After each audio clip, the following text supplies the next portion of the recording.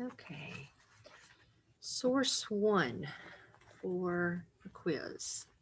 Under the Constitution, then, the breadth of the right to vote for both state and national elections was fixed by state law. And at the time of ratification, this meant that many people, including most women, African Americans, Native Americans, and white men whom did not own property, could not vote, according to Grant M. Hayden, Hofstra University law professor. Source 1 goes with question 1.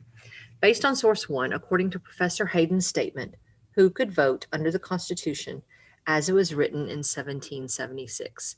A. White men, B. Women, C. African Americans, or D. White men who owned property? Who could vote under the Constitution as it was written in 1776? Color in the bubble, the best answer.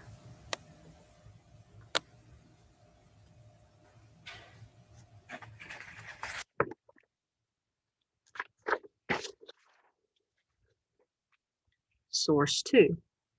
Pay your poll tax now. Deadline January 31st. Vote and protect your rights and privileges. Be ready for every election. Local option and other special elections are in prospect for this year. Sign reminding citizens of Mineola, Texas to pay their poll tax. That's source 2. It goes with question 2. Based on source 2, what was the main purpose for implementing poll taxes? A, to control who won the election. B, to stop African Americans from voting. C, to stop women from voting. Or D, to allow all citizens the right to vote.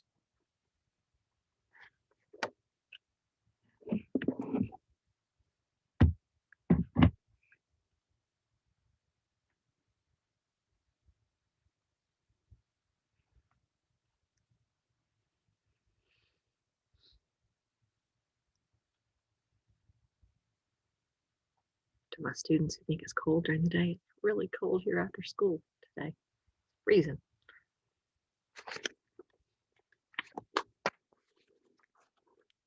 Fire up here in my classroom. It's cold.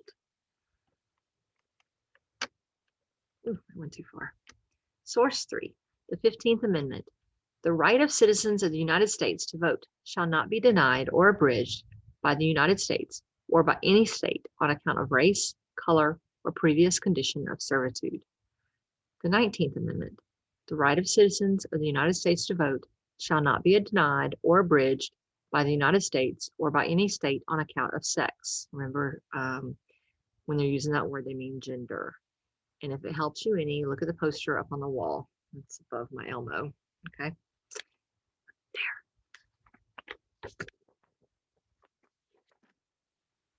There.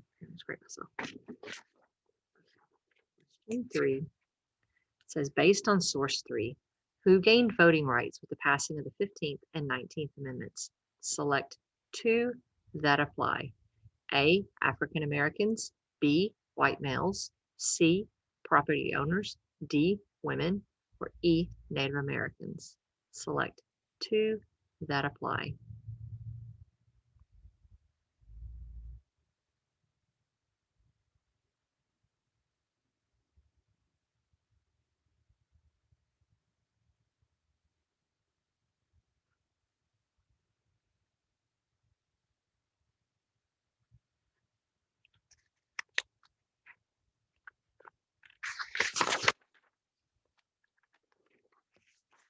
Source 4, Voting Rights Act of 1965. President Lyndon B. Johnson signing the Voting Rights Act into law. Try to make this come in better.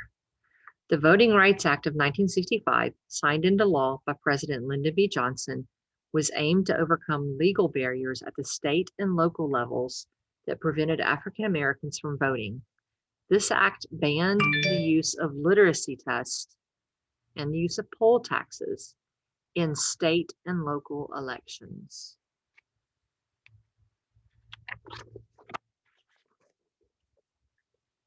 So question 4, says, based on source 4, what was the main impact that the signing of the Voting Rights Act of 1965 had, shouldn't say have, should say had,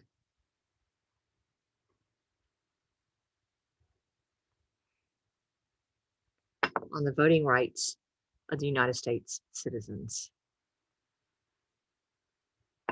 A, it allowed poor people the right to vote without any obstructions.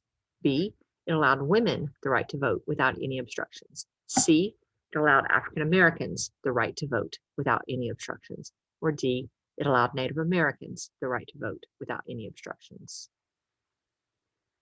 I'll get my other jacket on. It's cold. Oh, cold.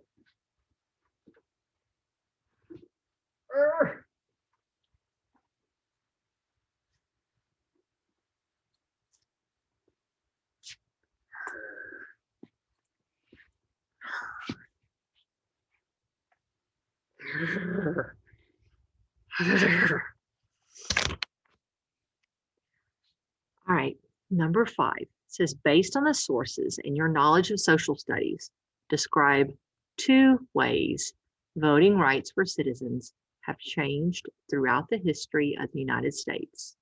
Let me remind you. First, you have to tell me what our country started off with for voting rights. Who was allowed to vote at first? Okay, you have to give me either a sentence or a bulleted point telling me who was allowed to vote in the United States at first. Then tell me 2 changes with who is allowed to vote. Okay, so I should have either 3 sentences or 3 bulleted points. All right. If you need to, stop the video so you can get this done. Okay.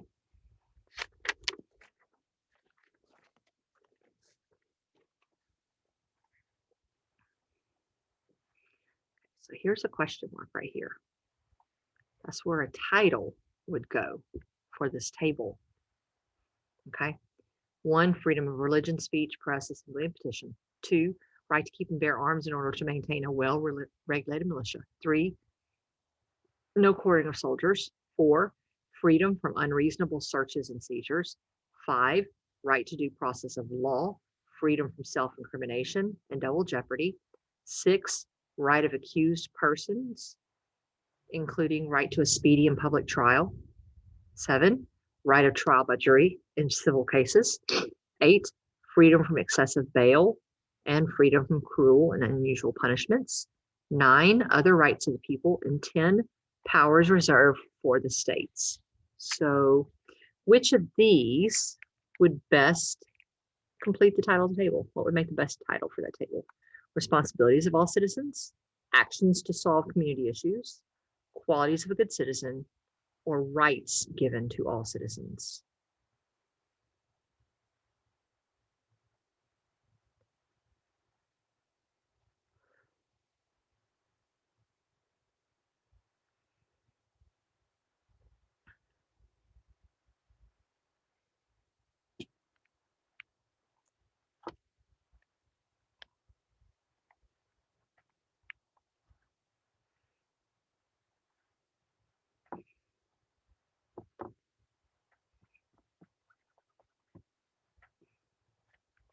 Okay.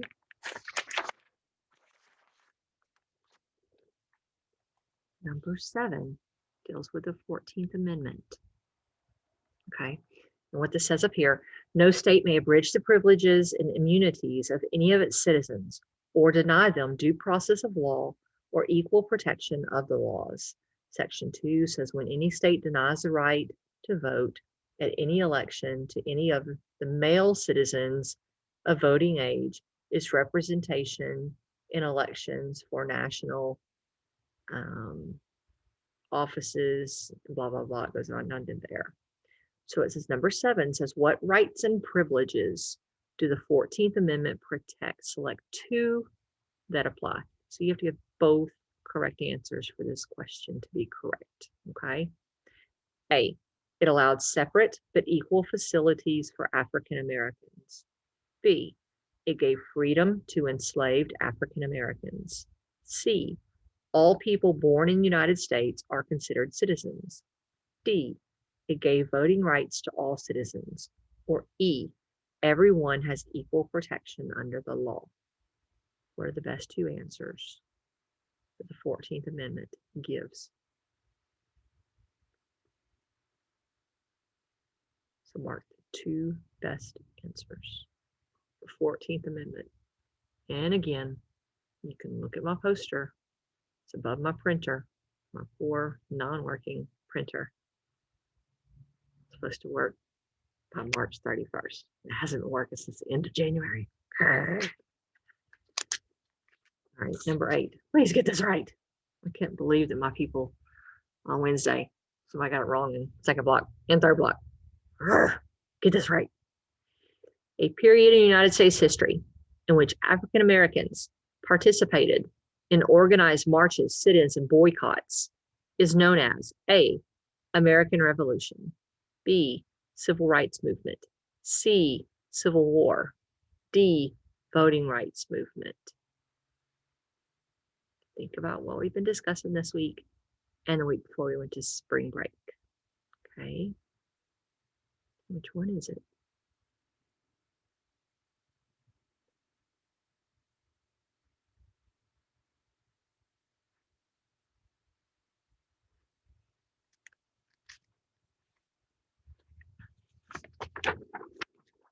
Number 9. It's a photo that we looked at, I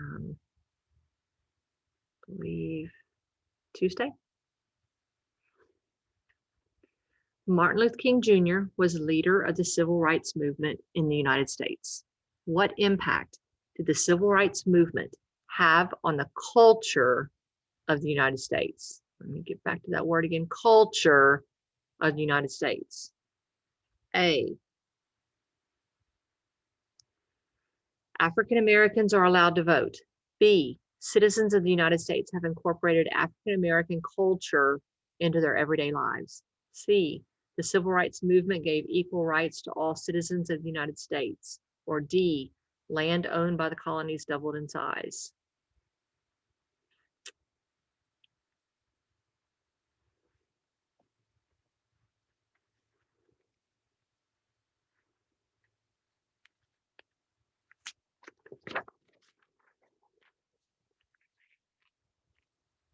A good citizen is responsible,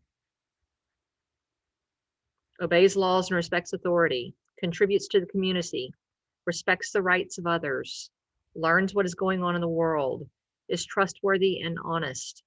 Which statement best describes the chart? The chart describes the responsibilities people have as a good citizen.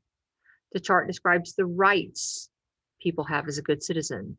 The chart describes the duties people have as a good citizen. The chart describes how people should vote as a good citizen.